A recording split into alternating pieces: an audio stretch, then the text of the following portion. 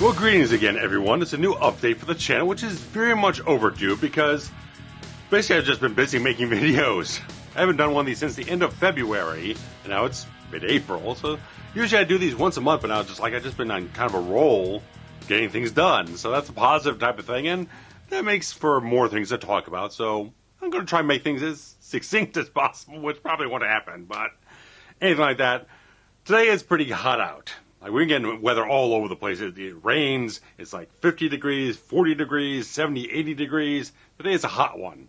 So if I get a little sweaty here, please excuse that in that regard. But a lot of things to talk about. I'm not going to run down everything I've done since the last update because it's just too damn much. But some of the stuff we've done in recent times is the fact that commentary-wise, we got out... We got a Princess Bride. We got The Howling. Then we got the James Bond film Tomorrow Never Dies. Then we got Alien Resurrection coming up on 4/26, which is April 26th, which is Alien Day. So we recorded that already. And for anyone who did kind of throw it on the poll I put up on the community tab, the kind of post tab here on YouTube, thank you very much. Because I put out a whole thing like I was not certain whether to cover one version or the other version, theatrical cut or special edition. And so I put out a poll for people before we recorded to see which way we'd kind of go. So that determined things, and we went ahead and recorded towards the version that was voted on for the entire thing there. So glad to have, we had about 39 votes for the entire thing. So I thought that was a pretty good turnout in that regard. So good type of stuff. So that will be coming up again on the 26th of April. For you guys who enjoy in that regard. So it'll go up early on Patreon if you guys are interested in throwing up $1 a month for that type of thing, for that early access there. But anything like that, hopefully you guys will be very much excited to engage with that commentary because it's a very chatty one and very interesting in a lot of different cases here. But in terms of on-camera videos, various other things, I got out the numerous versions of Close Encounters of the Third Kind. But on the either side of that, I did 2 review videos at least. Forgive me if I'm sketchy about things. It's been a long time.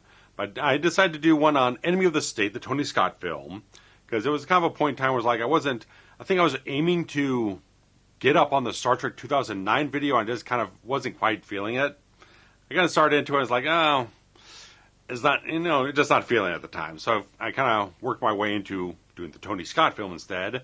And then recently I put out a video for The Transporter, a review video for that thing, and I didn't expect this thing to do much. It was kind of like a filler type of thing before I could get around to like the longer weekend I have now when I'm going to do a new retro video series thing that I'm going to be talking about shortly.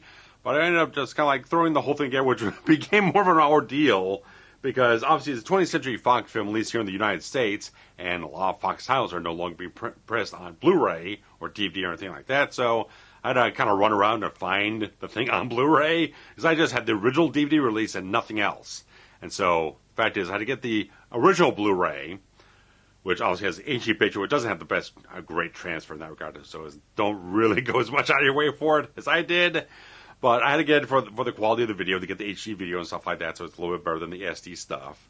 But the problem is, the Blu-ray didn't have all the bonus features poured over from the previous edition. So I did have the original special edition DVD, but they later put out the special delivery edition, which had additional behind-the-scenes material on it. Nothing that really kind of helped in terms of like informing about the film, but it helped with like more B-roll footage from behind the scenes and stuff like that. So in that regard, it was worthwhile, and I was able to pick that up. I don't know. The Blu-ray, I had to drive out to a half-price bookstore quite a distance away, but anything like that, I found that there. And plus I found something else in that regard at that point in time. But I think I found the special delivery edition at a much closer store in that regard. It's a little fuzzy right now. But the thing blew up. Like in the first 2 hours, it got like 200 views. That just doesn't tend to happen, at least for just a random action movie video I kind of threw out together. It's not like a big title in that regard. It's not like a big title, like I was doing like Total Recall last year, which did not perform nearly as well as this thing is. So for whatever reason, it blew up. I had to be very careful about the editing on this thing because this is another one that was produced by Luc Besson's company, which also did Taken. Anyone who was around the channel at that point in time, when I tried to do that video, I had limbo for a month because I kept trying to get the thing past the copyright ID system, kept getting blocked because there's no fair use copyright laws in France where the film is owned from. Europa Corp Luc Besson's company are based in France, and so they don't have those laws. And so trying to make that kind of fair use argument on YouTube doesn't fly. And so that thing left in a limbo for a month until I kind of went back and just kept chopping clips down shorter and shorter. So that's what I had to do with this one. It kind of got caught, didn't get blocked, but it got demonetized, and I had to kind of re-edit it twice to get the clip short enough where it didn't pick up on the system in that regard. But released it, and it just blew the hell up, and it's done very, very well for me. So I have a nice little surprise there in that regard. So positive thing for the channel to get metrics up to a certain degree in that regard. But after that, we got a whole bunch of media pickups, and things are going to tie into what we're doing on the channel later on, and all that type of stuff. So first thing I need to announce is the fact that, yes, I have a new retro video series episode being prepped right now. I've gotten all the materials I had. It wasn't terribly expensive, this one. This was a fairly cheap endeavor, but I was kind of mulling things over about maybe another topic to cover, and I kind of leaned towards the home video retrospective stuff. I was kind of trying to fashion around some idea about doing the Star Trek movies, some kind of home video retrospective, something like that. I couldn't really find an angle in the whole thing. I was thinking like, well, like the Nick Meyer films, Wrath of Khan, Undiscovered Country, they both have like alternate cuts on home video and stuff like that. I thought maybe that, but then there's like a TV version of Wrath of Khan that has a bunch of alternate stuff, and I really couldn't source that to make it comprehensive, so I kind of strike that idea. Because there's a bunch of different things I want to talk about with those films in that kind of context, but nothing that's like meaty enough on its own to really kind of justify like a whole video of it. So there's other little things I could get into on that whole thing, but I just couldn't find an angle to fit into a box that felt satisfying and felt kind of cohesive and made sense in that regard. So where the hell I was, my mind drifted over to the fact of covering Predator on home video, and I got all these editions now. I already had the 4K box set, the 4-film 4K box set, which has on the regular Blu-ray the Ultimate DNR edition, all the DNR slathered over the Ultimate Hunter edition, and I still had the original special edition DVD, which whatever reason I've held on to, despite the fact that after I did the review video back in 2017, I got rid of the original Blu-ray, which I used for that video. They kind of have the less DNR version of the entire picture of the entire film. I got rid of this, so I had to get this again, and I decided to also grab up a full screen edition on DVD, which is actually fairly open matte. And I was thinking about getting like the original Laserdisc, but people are charging way too much for it, as they tend to do with Laserdisc. Like, oh, I'm going to charge you $20 for this thing, including the shipping. It's like, this thing is not worth $20. It's a full screen edition with analog sound. It's not worth $20. So I got this for like $7. And if I'd waited, because I thought maybe I was going to get shooting last weekend, well, the Transporter one took a lot long.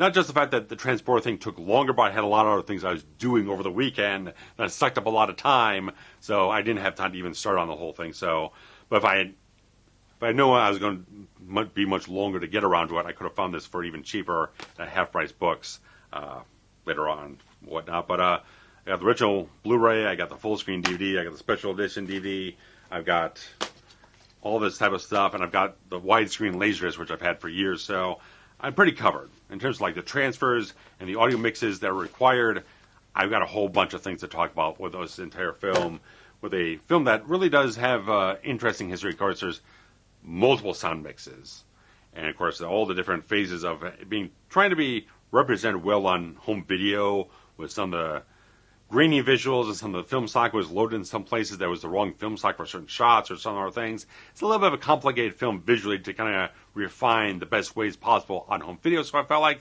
it's an interesting thing to go for. So I've ripped most of this stuff. I've got to start comparing transfers, comparing audio mixes, all that type of stuff. I've got to capture the Laserdisc. So it's going to be a little while, but I have a 4-day weekend right now, which is something I kind of helped to manufacture for myself because it's been a bit of a daunting time at work and various other things. So I felt like I could really use some extended time off. So this is actually my pre-mini vacation weekend, because I have 4 days off now, but the week of the 10th of May, I'm taking a whole week off. Paid week off from work. So I'm going to have a couple weeks from now, I'll have a full week off to do a lot of different things and catch up on various other things and just indulge, relax, and do things here or there, all the type of stuff. So I just really wanted to have, the last couple of years I kind of want to take a week off somewhere right when the weather's starting to get nicer. So last year I took a week off in April and it rained all week. It's no good. So I kind of decided, well, maybe wait a little bit longer into May and maybe it'll kind of clear up and stuff like that. So hopefully closer to a day like we have today, where it's nice and bright and sunny, might get a little something here and there in terms of like a shower or whatnot later on, but mostly it's a very nice day outside instead of the very rainy, muggy type of stuff we've been drenched with lately. So hedging my bets, but hopefully things will work out well and I'll have a nice time being off for a week. But so probably around then I'll probably hit off the Star Trek 2009 video. It'll probably be the one I do right after this one, so it might be a little bit ahead of that. But maybe I'll shoot it and then I'll be like in the tail end of editing it by then. Don't know. We'll see what happens. But I'm going to switch over to some soundtrack stuff.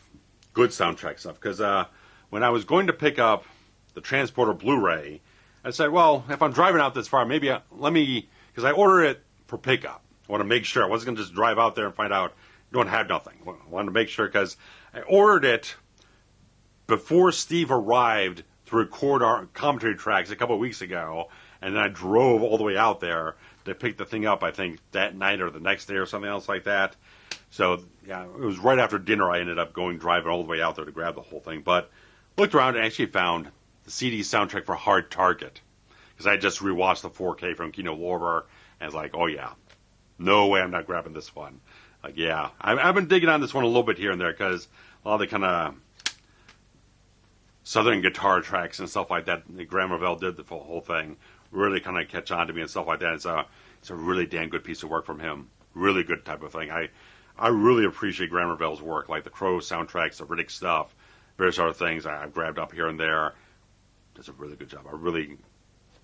His stock rises with me every so often when I keep going back to certain things. Like, oh, that was really damn good.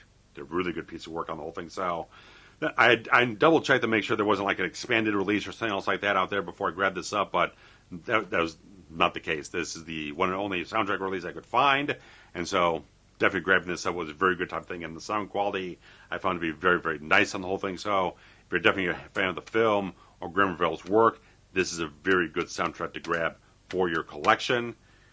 And I also decided to pull the trigger on something here.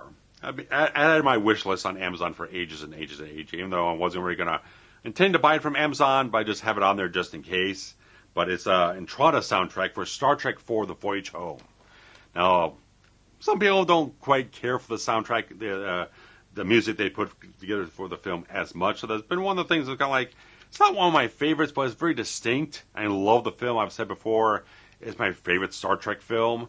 I just love the vibe of it overall, the entire thing, and I even got the director's series Laserdisc before I even had a Laserdisc player because I love the film so much. So grabbing the whole thing up was just like, okay. I went off and grabbed it. I think it was about $25. It took a little while to ship or whatnot, but it was a really good type of thing to grab this up. And it's only a single disc release, so it's got the entire complete soundtrack, the entire score, and there's some extras on here with some alternate cues, various other things like that. So it's a nice piece of work. If you're a Trek fan, definitely worth grabbing because it's still in stock. Unfortunately, the Search for Spock one does not appear to be in print anymore at the time. It says temporarily out of stock. They don't know when it's going to come back in. It might. Entrada still has multiple soundtrack scores on their shop or whatnot, so I can imagine eventually they'll probably re-up it or whatnot and give it another pressing or something like that. But I started thinking like, well, I've got the motion picture score, I've got the Trek 4 score, Trek 5, Trek 6, I've got First Contact, I've got the Insurrection one, I've got the original CD of Nemesis. I might eventually just grab the James Horner ones just before completion's sake, because also the fact of the matter was, I should have, considering this didn't end up going forward at the time I actually bought it, but I bought up the deluxe edition Michael Giacchino soundtrack for the '09 film from Very Sierra Bond. You have to buy, they don't have the physical disc in print anymore, but you can buy it digitally from them. And so I decided to buy that at the time that weekend where I kind of deciding to go forward with it and didn't end up kind of really getting all the way through it. And decided to go to do the ending of the state video. But right now, until April 30th, Very Cerebon has a sale for up to 30% off most of the stuff they have there, including the Star Trek Giacchino score. So I might grab the one for Beyond, because interesting enough, the Michael Giacchino Deluxe Edition version for Into Darkness is up on iTunes for $14.99. On Vera Cerebon, the regular price is $19.99. Even at the sale price, it's still like $17 or so. So we'll see about that. I'm probably going to definitely grab the Beyond one, because I've been looking to grab that for years, and I just never pulled the trigger on it. But since I'm deciding to cover these Kellen films this year for the 60th anniversary of Star Trek, yeah, I'm just going to grab all this stuff up eventually in that regard. So got a little bit of time. Like I said, April 30th is when the sale ends, so a little bit of comfortable time. Still got about another 2 weeks for the whole thing, so definitely check it out. Not sponsored or anything like that, but I just wanted to share that with you guys, because I figure there's a lot of stuff on the entire site that people would definitely be interested in. So CDs, vinyl, and digital albums all on sale in that regard. So would definitely say go check it out if you're interested in that type of stuff. But another one I picked up, where the hell was I? I've been all over the place lately. Oh yeah, I was up in Schaumburg at a Half Price Books very, very recently, and they had this. I'm like, oh yeah, I'm going to grab the complete score for Lord of Illusions. I've been digging on this thing all week. I'll freaking dig it. It's a two CD set, limited edition of 1,200 copies. I got this for like $12.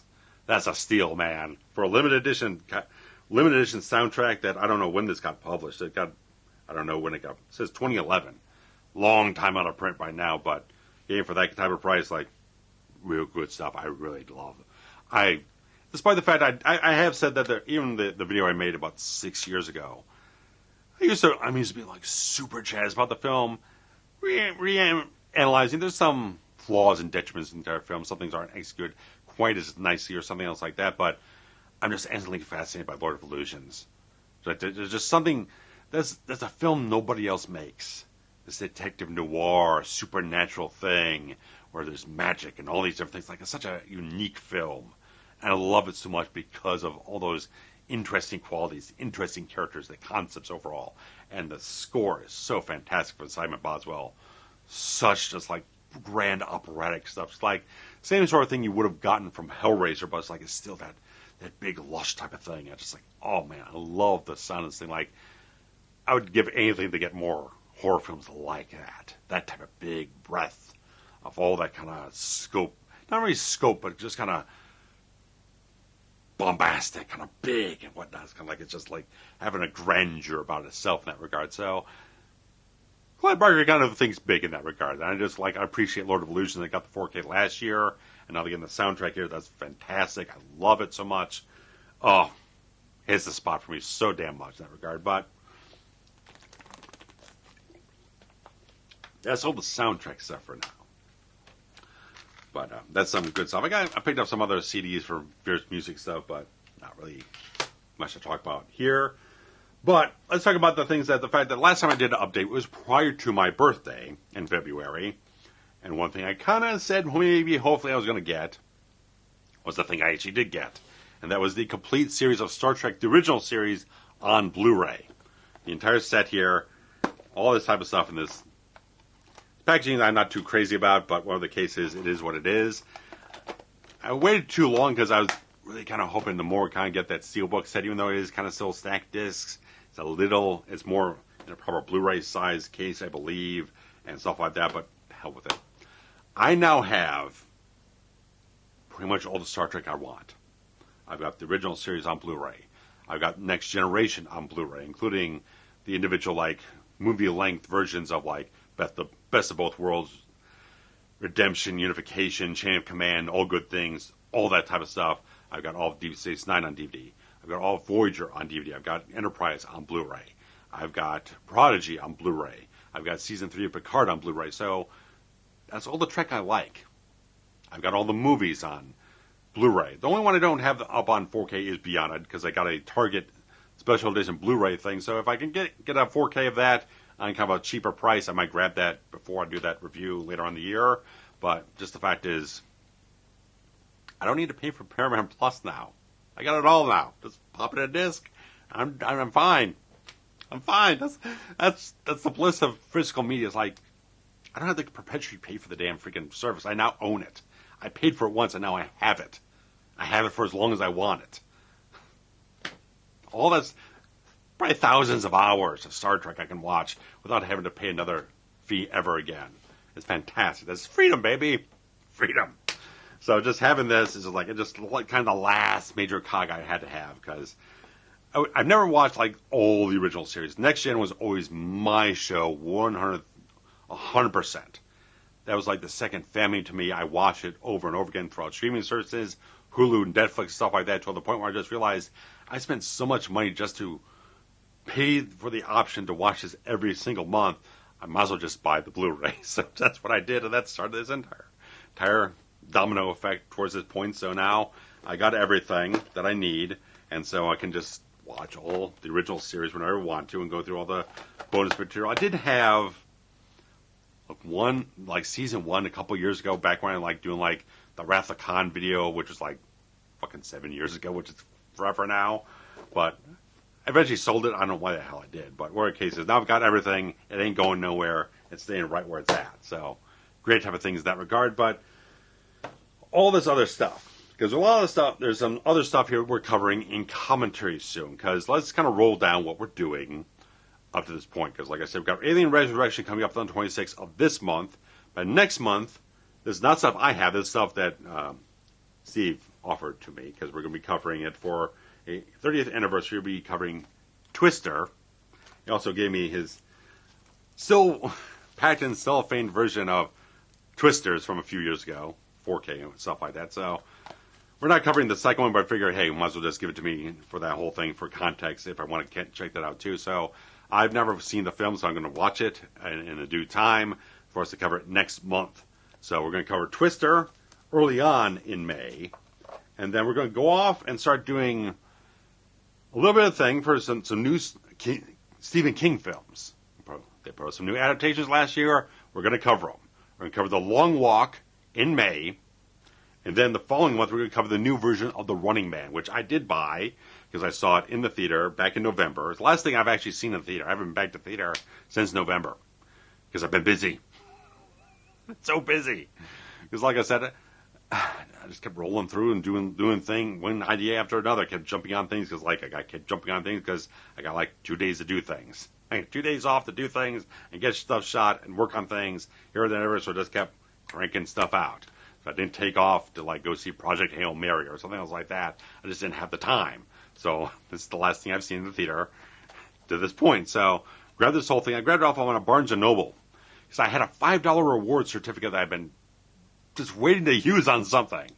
And it got released, but I knew I couldn't get out to Barnes & Noble on Tuesday or something like that on release day or the next couple days. It's going to get there just the weekend. So I didn't place the pickup order, and it kind of went out of stock, but then it came right back in stock. And so I had to go off and order it for pickup online and stuff like that. So grabbed it up. There's still some sticky residue from one of the things they had on here, one of the stickers they had on the whole thing. But I popped it in a little bit here before we started recording here. And I was just watching some of the bonus materials, and nice bit of talk about how they approach the ideas and the themes and stuff like that, commenting about basically what King wrote 40 years ago and now kind of has a lot more relevance now than it did back in the 80s, and when it was more just kind of dystopian ideology.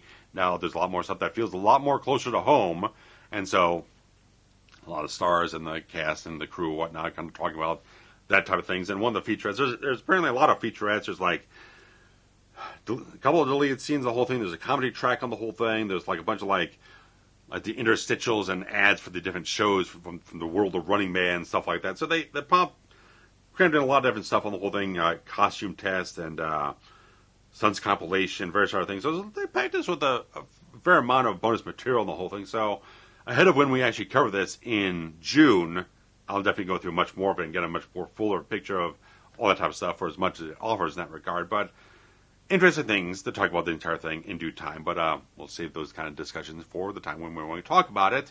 And then after Running Man, we'll go back to James Bond for The World Is Not Enough at the end of June.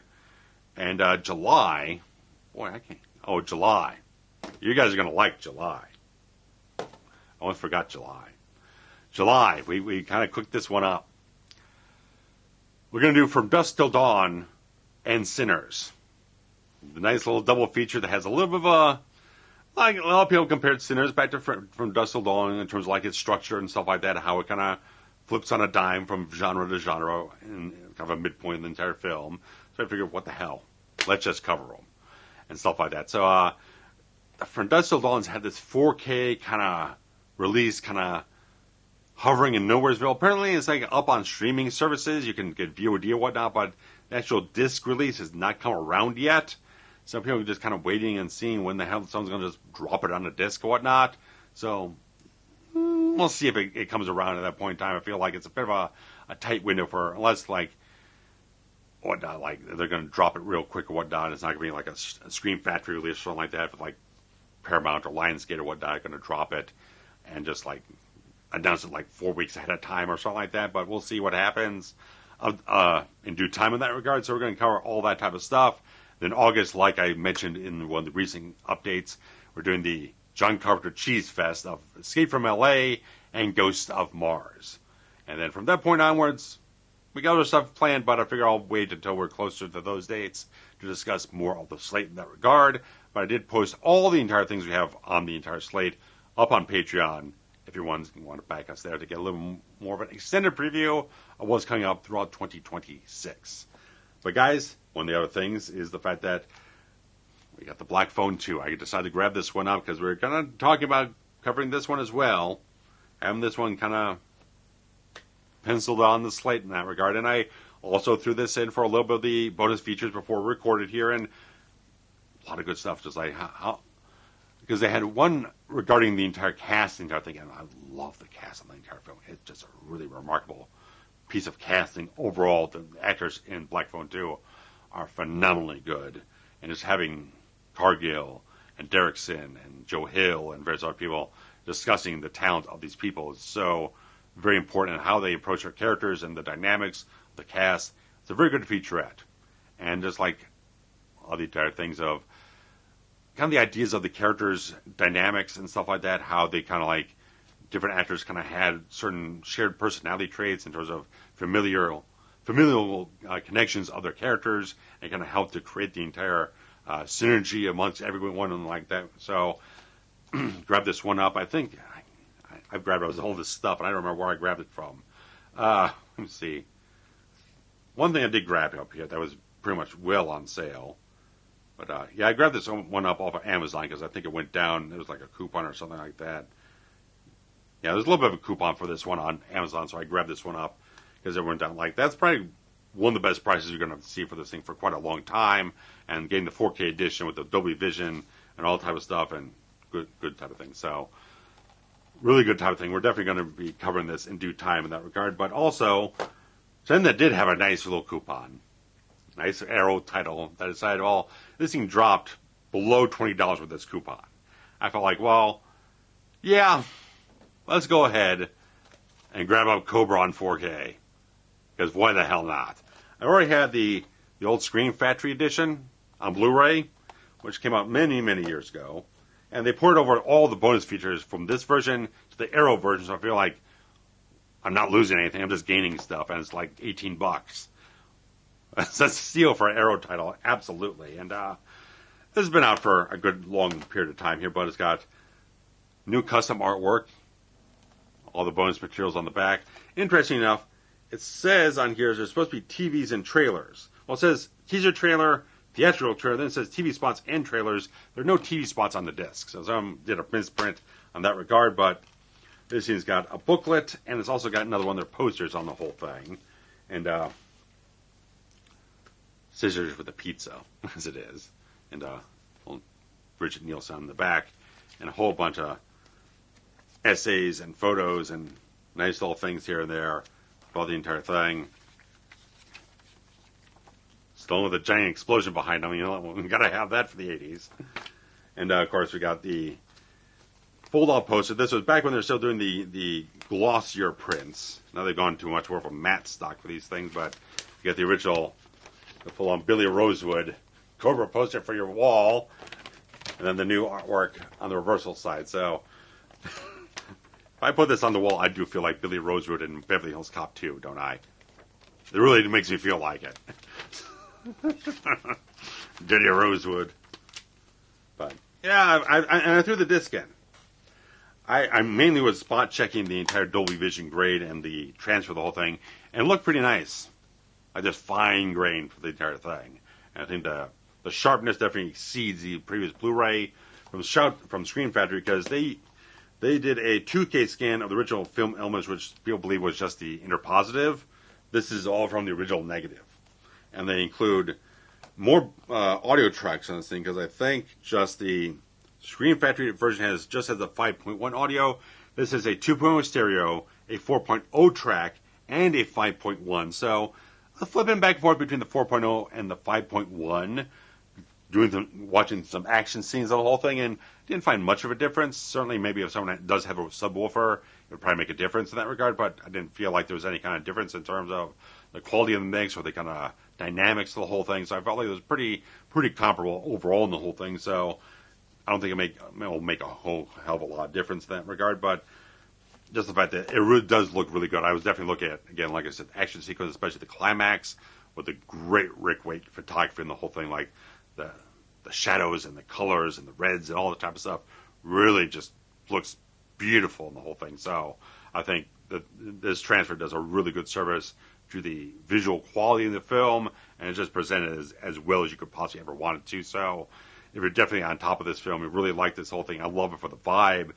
Definitely, I know a lot of things about the whole thing, like similar to what me and Steve discussed about his 85 films, Rambo First Blood Part 2, Rocky 4, where he kind of like, First Blood Part 2, kind of realize, people respond very big to the spectacle. Don't have a lot of like substance. You just need like a lot of bombast, like slick stuff and the whole thing. So kind of edited a lot of stuff out of Rocky 4 theatrically. They kind of reinstated for the director's cut that we discussed recently in that regard.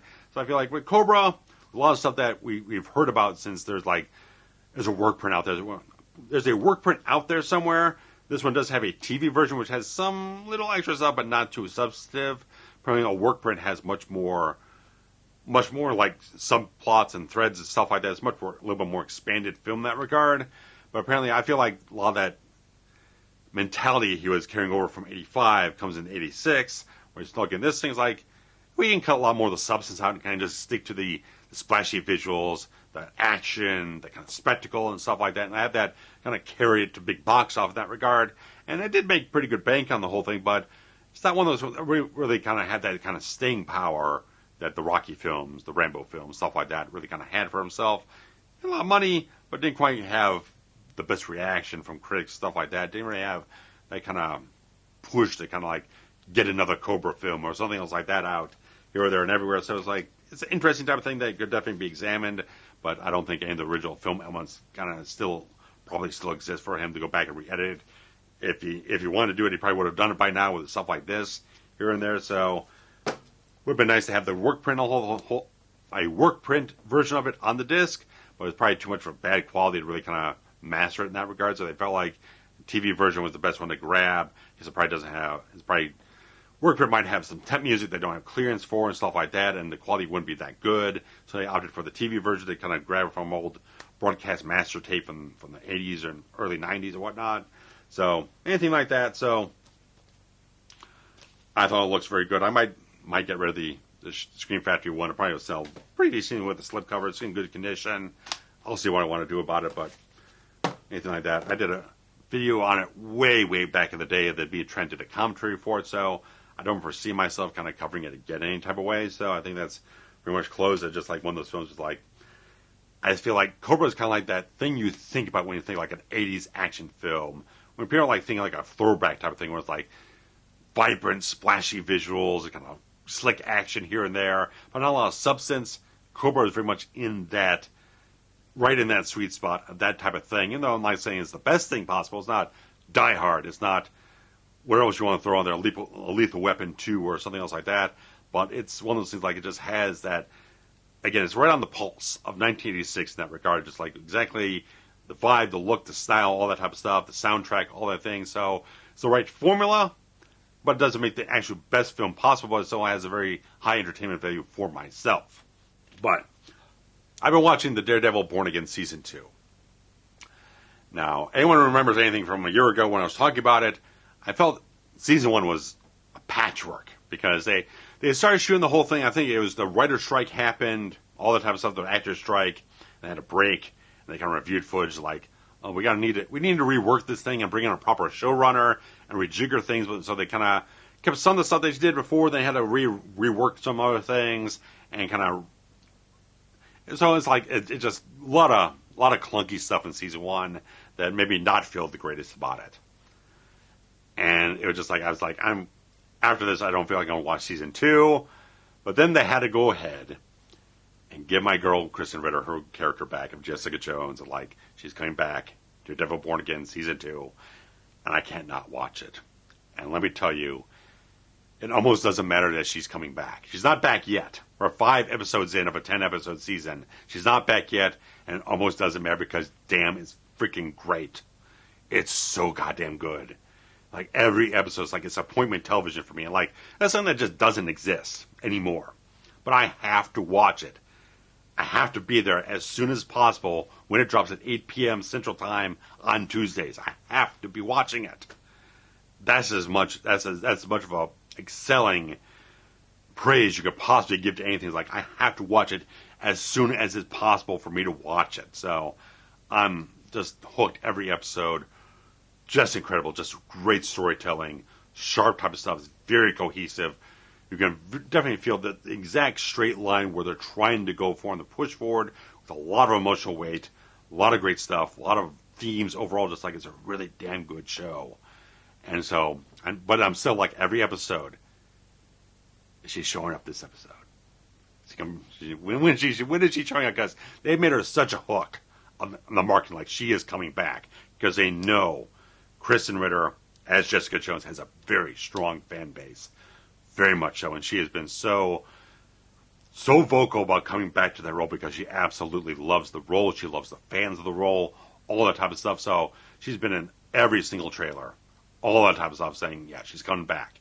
And she's probably not coming back for like the last 3 or 4 episodes, but the fact is I'm watching every episode. It got me into it, and I'm just hooked regardless overall. So, but every episode, if there's a close-up of someone walking into a room with black boots on, my heart just gives a beat. I'm just waiting. Whether or not it makes any logical sense, like I just don't know. I'm just waiting and waiting and waiting. But it's such a good show that it almost doesn't matter. But I'm going to be so excited when it does because I got stuff. I have got stuff because Marvel Comics has just started publishing a new 5-issue series of Jessica Jones Alias for the 25th anniversary of the character. And so the first 2 issues have dropped, and I think it's a really good piece of work. And it's a different writing team than they've had on Alias before, but I think it's doing. I got this one is a variant cover, and this is the proper original cover. But they are $4.99 per issue, which I don't think I've ever spent that much on an issue before. So when it's all said and done, I'm going to be paying about $25 for the entire series. If I waited till December, when they're going to put out the trade paperback, I could probably get it for about $18. But I'm not waiting for December. I just can't because I'm just too hooked. I just can't. And first 2 issues, really solid story, good mystery. And the fact is, in the last year, I've gone through 2 audiobooks. One was Breaking the Dark from Lisa Jewell. I thought was absolutely fantastic. Another one was called Playing with Fire, which I thought was very, very good as well.